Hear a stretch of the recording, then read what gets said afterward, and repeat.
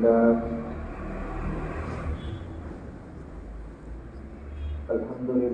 نحمده ونستعينه ونستغفره ونؤمن به ونتوكل عليه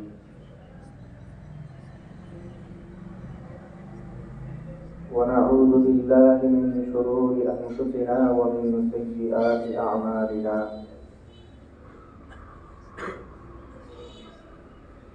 من يهده الله فلا مضل له ومن يضلله فلا هادي له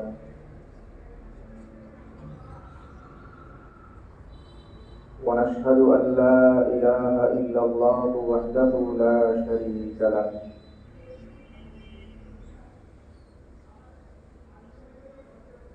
ونشهد أن سيدنا ومولانا محمدا عبده ورسوله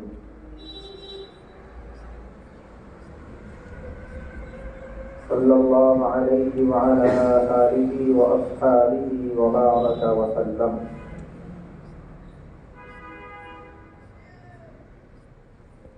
أما بعد فأعوذ بالله من الشيطان الرجيم. بسم الله الرحمن الرحيم.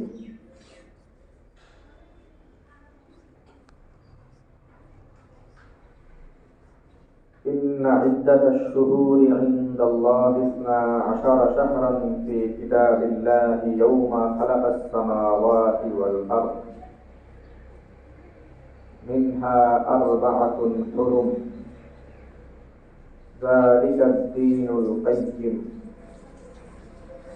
فلا تظلموا فيهن أنفسكم وقاتلوا المشركين كافة كما يقاتلونكم كافة واعلموا أن الله مع المتقين.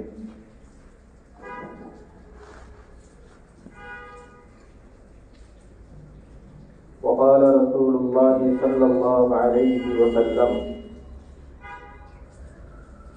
3 متواليات ذي القعدة وذي الحج والمحرم ورجب مضر الذي بين جمادى وشعبان.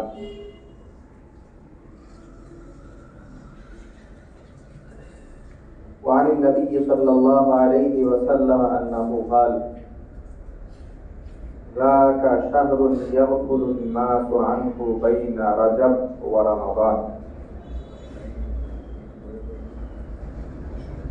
اللهم صل على محمد وعلى آل محمد كما صليت على إبراهيم وعلى آل إبراهيم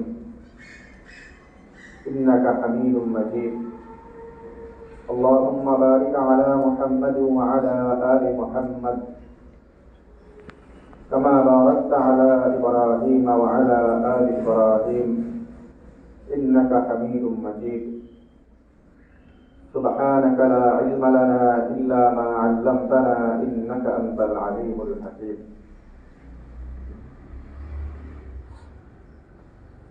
মহান আল্লাহ পাক রব্বুল আলামিনের দরবারে অসংখ্য শুকরিয়া জ্ঞাপন করছি,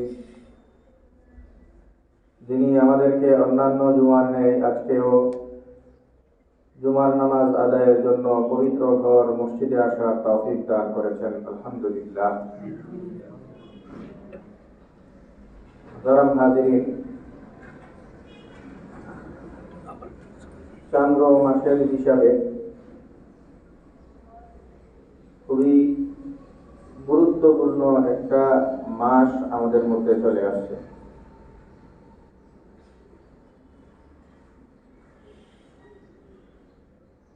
রমজানের আগের মাস শাবান মাস, তার আগের মাস রজব মাস, অর্থাৎ রমজানের আগের মাসের আগের মাস শাবান, এর আগে রজব। এই রজব এবং শাবান এই 2 মাসের পরেই রমজান। তো রজব মাস আমাদের মধ্যে ঢুকে গেছে, ঢুকে যায় নাই, প্রায় সপ্তাহখানেক চলেও গেছে। রজব মাসের আজকে 6 তারিখ।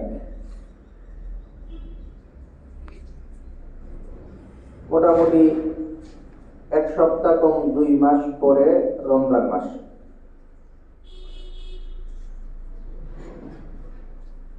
রজব মাস এটা খুবই গুরুত্বপূর্ণ একটা মাস। রমজানের আবহ মোটামুটি এই মাস থেকে শুরু হয়। এই মাসের বহুবিধ তাৎপর্য রয়েছে এবং এই মাসের বেশ কিছু করণীয় বর্জনীয় রয়েছে। রজব মাসের প্রধানতম তাৎপর্য, যেটা কোরআনে কারিমে বর্ণিত, 12 মাসের মধ্যে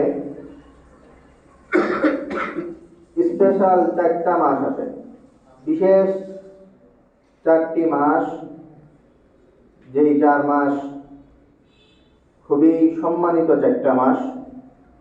এই 4 মাসের বর্ণনা দিয়ে আল্লাহ তাআলা কোরআনে কারিমে বলেন, ইন্না ইদ্দাতাশ শুহুরি ইনদাল্লাহি 12 শাহরান ফি কিতাবিল্লাহ ইয়াওমা খালাকাস সামাওয়াতি ওয়াল আরদ।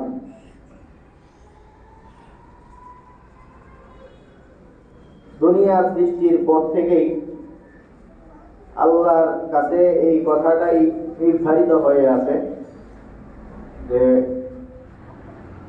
ইদ্দাতাশ শুহুরি ইনদাল্লাহি 12 শাহরান, আল্লাহর কাছে বছরে মাস মোট 12টা, মিনহা আরবাআতুন হুরুম, এর মধ্যে 4টা মাস হল বিশেষ মাস, সম্মানিত মাস। তো হারাম শব্দের অর্থ সম্মানিত, আবার হারাম শব্দের অর্থ নিষিদ্ধ, দুইটা। তো এগুলো নিষিদ্ধ এই কথাও এখানে আছে, আর সম্মানের ব্যাপারও এগুলোর সাথে জড়িত। তো কোরআনে কারিমে তো 4টা মাস সম্মানিত বা 4টা মাস নিষিদ্ধ এই কথা বলা আছে। হাদিসের মধ্যে নবী সাল্লাল্লাহু আলাইহি ওয়াসাল্লাম এই কথার বিশ্লেষণ করেন যে এই 4 মাস আবার কোন 4 মাস। তো সেই 4 মাসকে নির্দিষ্ট করতে গিয়ে নবী সাল্লাল্লাহু আলাইহি ওয়াসাল্লাম বলেন, সালাসুন মুতাওয়ালিয়াতুন, এর মধ্যে 3টা মাস আছে যেগুলো এক টানা, 3টা মাস যেগুলো একের পর এক টানা আসে, জিলকাদা ওয়া জিলহজ্জা ওয়াল মুহররম। জিলকাদ মাস, এরপরে জুলহজ মাস। জিলহজ মাস মানে যে মাসে আমরা কুরবানি করি, হজের মাস, হজের মৌলিক কার্যক্রমগুলি যেই মাসে পরিচালিত হয়, এবং মুহররম মাস। এই টানা 3 মাস আসে, জিলকাদ, জিলহজ এবং মুহররম। তো এই টানা 3টা ছাড়া ওই মাঝখান থেকে আরেকটা মাস আসে, সেটা হলো ওয়া রাজাবু মুযার আল্লাযী বাইনা জুমাদা ওয়া শাবান। জুমাদা এবং শাবানের মাঝখানের মাসটা রজব মাস, যেটা সেটা মুযার একটা গোত্রের নাম, এদের নামকরণে এটা। তো মুযার গোত্রের মানুষজন এই রজব মাসের যে নাম দিয়েছে সেই রজব মাস। তো মোট কথা 4টা মাস আমরা জানলাম হাদিস থেকে, জিলকদ, জিলহজ, মুহররম, রজব। এই 4টা মাস কোরআনে কারিমে বলা আছে, এই 4টা মাস আশহুরে হুরুম, হারাম মাস। আর হাদিসে নবী সাল্লাল্লাহু আলাইহি ওয়াসাল্লাম এগুলির নাম বলে দিয়েছেন। হারামের অর্থ আমরা বলেছি, হারামের অর্থ হলো নিষিদ্ধ, আবার হারামের অর্থ সম্মানিত। তো এই 4টা মাস খুবই সম্মানিত মাস, এবং এই 4টা মাস নিষিদ্ধ মাস। নিষিদ্ধ এর অর্থ হইল যে কিছু কাজ এই মাসগুলিতে নিষিদ্ধ। এমনিতে যেগুলো ভালো কাজ হওয়ার পরেও এই মাসের সম্মানার্থে কিছু কিছু কাজ নিষেধ। এর মধ্যে উল্লেখযোগ্য হইল এই মাসে ইসলামের অন্যতম একটি বড় আমল, যেই আমলকে বিভিন্ন হাদিসে সবচেয়ে শ্রেষ্ঠ আমল আখ্যা দেওয়া হয়েছে। বিভিন্ন হাদিসে নবী সাল্লাল্লাহু আলাইহি ওয়াসাল্লামকে জিজ্ঞেস করা হয়েছে যে শ্রেষ্ঠ আমল কি। উনি বলতে গিয়ে জিহাদের কথা বলছেন, যে আল্লাহর রাস্তায় জিহাদ করা। এইভাবেও আছে।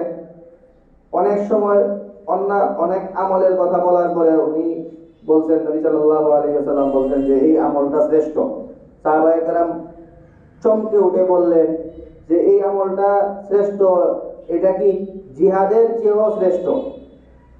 তার মানে জিহাদ যে খুব বেশি শ্রেষ্ঠ আমল, এটা একদম বদ্ধমূল ছিল।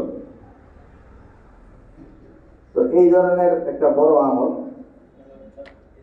সেই আমল সেটাও এই 4 মাসে করতে নিষেধ করা হয়েছে, যেটা অনেক গুরুত্বপূর্ণ আমল, অনেক বড় একটা আমল, আল্লাহর রাস্তায় জিহাদ করা। সেই জিহাদের আমলও এই মাসে করা যায় না, এই মাসের সম্মান রক্ষা করতে গিয়ে। এটা হলো একদম স্পষ্ট যেই কথাটা বর্ণিত আছে, ওটার থেকে অনেক ফলাফল বের হয় যে এই মাসে জিহাদ করাই যেহেতু নিষেধ, যে জিহাদ করা তো একদম কোনো কাফেররে যুদ্ধে গিয়ে মেরে ফেলা,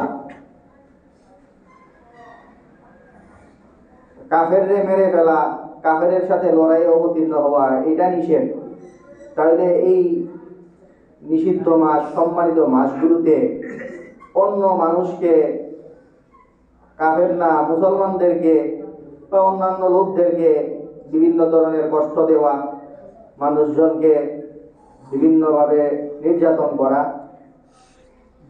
মানুষজনকে বন্দী রাখা, মানুষজনদের ওই হেনতেন ভাবে মানুষকে বিভিন্নভাবে মানুষজনের কে জ্বালানো, এইগুলো তো আরো আগেই নিষেধ। স্পষ্ট যেই কথাটা আছে সেটা হলো জিহাদ, এটা নিষেধ। আর এটা থেকে বুঝে আসে যেটা অটোমেটিক, সেটা হলো মানুষের সাথে ঝগড়া ফাসাদে লিপ্ত হওয়া, বিদ্বেষ পোষণ করা, মানুষজনকে কষ্ট দেওয়া, বিভিন্ন উপায়ে মানুষজনকে এই মানুষের সাথে খারাপ আচরণ করা, এই কাজগুলিও তো তাহলে আরো আগেই নিষেধ হবে। এটা হলো আমাদের এই রজব মাসের আমাদের সবার যে বিষয়টা বুঝে আসা উচিত, যে এই মাসে এত গুরুত্বপূর্ণ আমল জিহাদ করা, এটাই নিষেধ। এটা নিষেধ হইলে এটার পারিপার্শ্বিকভাবে আরো আশপাশে যা আছে এইগুলো তো নিষেধ হবে। তো এই হলো এই মাসটা নিষিদ্ধ, এই হুরুম নিষিদ্ধের অর্থ বললাম। পাশাপাশি এই মাসটা সম্মানিত, এই 4টা মাস এগুলো আল্লাহর কাছে বিশেষ সম্মানিত মাস। এই মাসগুলির সম্মান বজায় রাখা, এই মাসে কোনো ধরনের জুলুম না করা। কোরআনে কারিমে আল্লাহ তাআলা এই কথাগুলি বলেন, মিনহা আরবাআতুন হুরুম, 4টা মাস সম্মানিত, ফালা তাযলিমু ফীহিন্না আনফুসাকুম। তো তোমরা এই মাসগুলিতে তোমরা কোনো ধরনের জুলুমে লিপ্ত হবে না, কোনো অন্যায় করবে না, তোমরা কোনো ধরনের ন্যায় নিষ্ঠা এগুলোর বাহিরে গিয়ে কোনো ধরনের আচরণ যেন তোমাদের থেকে বহিঃপ্রকাশ না ঘটে। এই মাসগুলোতে বিশেষভাবে, এগুলিতে সবসময় নিষেধ, এই মাসগুলোতে তোমরা বিশেষভাবে এই ব্যাপারগুলি লক্ষ্য রাখবে। এই হলো আমরা এই কোরআনের আয়াত এবং এই আয়াতেরই হুবহু ব্যাখ্যায় যে হাদিসটা আছে, এই হাদিস এবং আয়াত নিয়ে আমরা একটু কথা বললাম, যেখানে রজব মাসের সম্মান এবং রজব মাসের করণীয় বর্জনীয় বিষয়ে কিছু কথা আমরা একসাথেই পেয়ে ফেলছি। এছাড়া রজব মাসের গুরুত্ব বোঝার জন্য আমরা আরেকটা হাদিস পাই, যেখান থেকে রজব মাস এর গুরুত্বটা একদম নাম ধরে এই পরিমাণ গুরুত্ব সেটা বুঝে আসে না, কিন্তু কত গুরুত্বপূর্ণ সেটা বুঝতে পারি আমরা। এই রজব মাসের যে পরের মাসের নাম, রজব মাসের পরের মাস হলো রমজান, আর রজবের যেই পরের মাস সেই মাসের নাম কি? শাবান মাস। তো শাবান মাসে নবী সাল্লাল্লাহু আলাইহি ওয়াসাল্লাম প্রচুর পরিমাণ রোজা রাখতেন। কোন কোন হাদিসে আছে বেশিরভাগ শাবান রোজা রাখতেন, পুরো এই মাস বেশিরভাগই, আয়েশা রাদিয়াল্লাহু তাআলা আনহা বলেন, আরে বেশিরভাগ কি পুরাটাই রোজা রাখতেন। তো মানে ওই মাসে রোজা রাখতেন না এমন দিন খুব কম। তো নবী সাল্লাল্লাহু আলাইহি ওয়াসাল্লামকে এই প্রশ্নই করে বসা হয়েছে যে আপনি এই মাসে এত রোজা রাখেন কেন? তাসুমু ফি শাবান মা তাসুমু ফি গায়রিহি, আপনি অন্য মাসে এত রোজা রাখেন না, শাবান মাসে আপনাকে সেই তুলনায় এত বেশি রোজা রাখতে দেখি, এটার কি কারণ? তো নবী সাল্লাল্লাহু আলাইহি ওয়াসাল্লাম যে উত্তরটা দিয়েছেন সেটা হলো যে শাবান মাসটা রোজা রেখে আমি এই মাসটাকে জিগিয়ে রাখি, এই মাসটা যেন চিপায় পড়ে না যায়। এই মাসটা আসলে চিপায় পড়ে গেছে, তো চিপায় যে পড়ে গেছে চিপায় যেন না থাকে, এটা যেন একটু এটার সমতা যেন থাকে, এই জন্য আমি রোজা রাখি। ব্যাপারটা হলো শাবান মাসের পরে একটা মাস আছে, শাবান মাসের পরের মাস কি নাম? খুব গুরুত্বপূর্ণ মাস। শাবান মাসের পরের মাসের নাম হলো রমজান, অনেক গুরুত্বপূর্ণ একটা মাস। নবী সাল্লাল্লাহু আলাইহি ওয়াসাল্লাম বলতেছেন যে শাবান মাসের আগে আরেকটা মাস আছে, আগের মাসের নাম কি? রজব মাস, যে মাসে আমরা এখন আছি। তো শাবান মাসের পরে একটা মাস খুব গুরুত্বপূর্ণ, আর শাবান মাসের আগে একটা মাস রজব, এটাও খুব গুরুত্বপূর্ণ।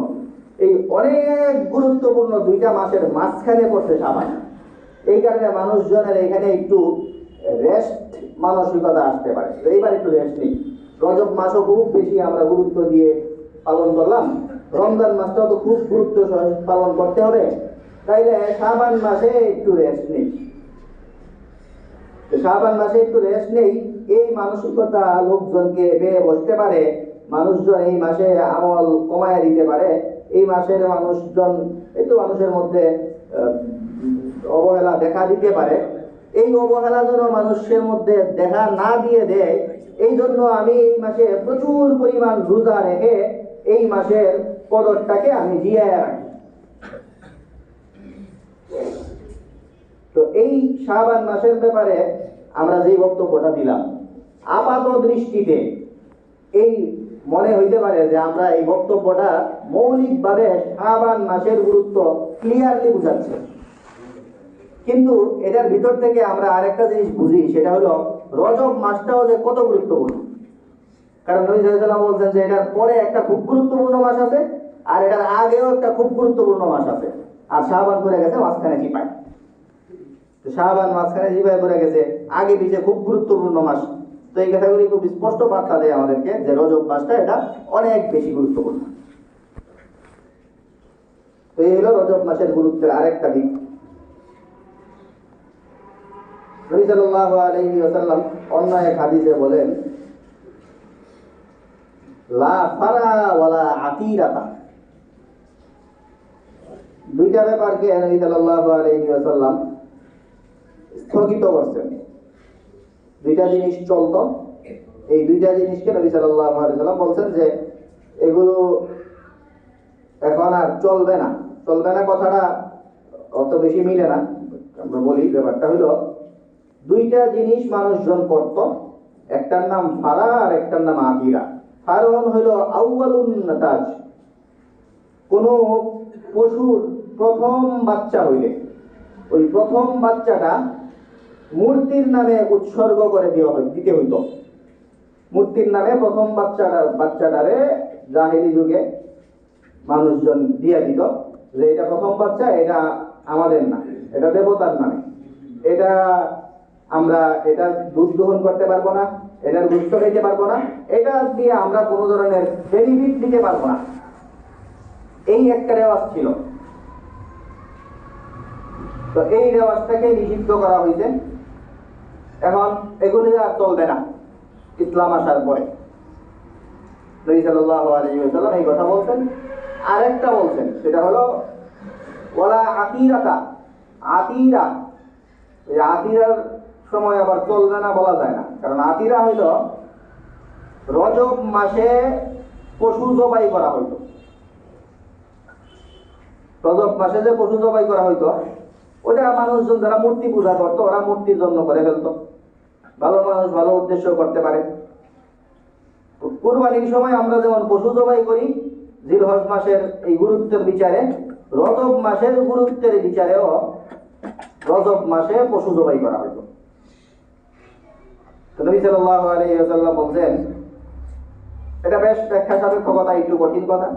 নবী সাল্লাল্লাহু আলাইহি ওয়াসাল্লাম বলছেন যে আতিরা নাই, আতিরা নাই এর অর্থ যদি হয় যে আতিরা নিষিদ্ধ, আতিরা চলবে না, এর অর্থ হইল বেশিরভাগ মানুষ তো রজব মাসে মূর্তির নামেই জবাই করতো, এই কারণে চলবে না।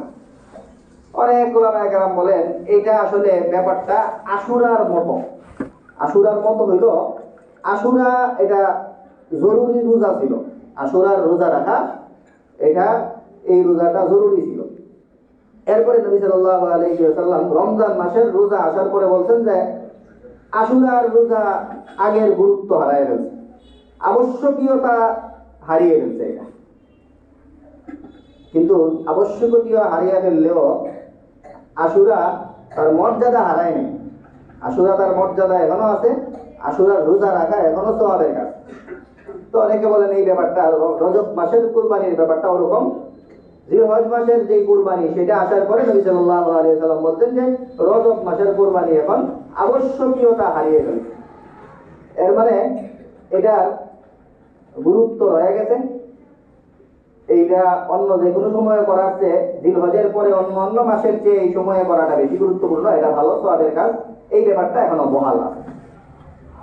তো যাই হোক, এটার গুরুত্ব হারাক আর আবশ্যকীয়তা হারাক, এই মাসটা যে খুবই নামি দামি একটা মাস, এই মাসে এমন আমল আগে যুগ যুগ ধরে চলে আসছে, এই ব্যাপারটা অন্তত আমাদের সবার বুঝে আসে এই ভাবে। এই হলো রজব মাসের আর একটা গুরুত্বপূর্ণ দিক। রজব মাসের করণীয় বর্জনীয় বিষয়ে আমরা প্রথম আয়াত এবং হাদিসের অধীনে বলে ফেলছি। এই মাসে যুদ্ধ নিষেধ, যুদ্ধ সংক্রান্ত ব্যাপার, এগুলো নিচের স্টেপগুলি, জুলুম করা এটা আয়াতে নিষেধ করা হয়েছে, মারামারি এগুলি তো বলা বাহুল্য যে এগুলিতে নিষিদ্ধ হবেই।